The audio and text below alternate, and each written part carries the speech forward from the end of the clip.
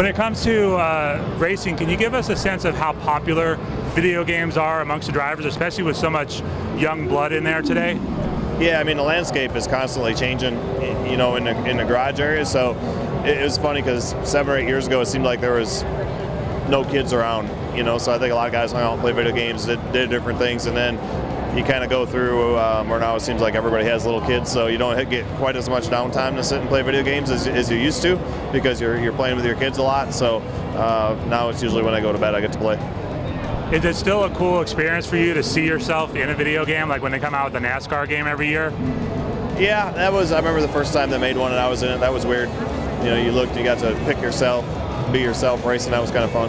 Does it impact you when you're playing a video game, not worrying about you know, wrecking the car or anything like that? Can you just kind of throw gosh to the wind and just do whatever? Well, yeah. I mean, it's a video game. You can push reset. Well, I wasn't sure if like you still have that mentality of, you know, the simulation aspect.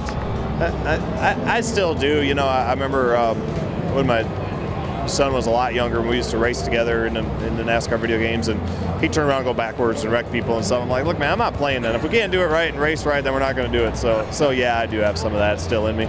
What impact do you feel video games like the NASCAR games have on growing your audience with especially a younger demographic?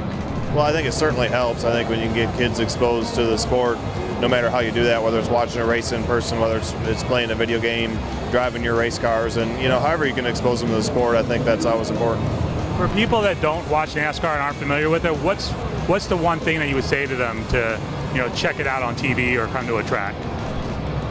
I mean, that's about it. I guess a lot of people I know watch on TV and like it, and then they go to a track and see it in person, and then they love it, and they can't get away from it. So it's one of those.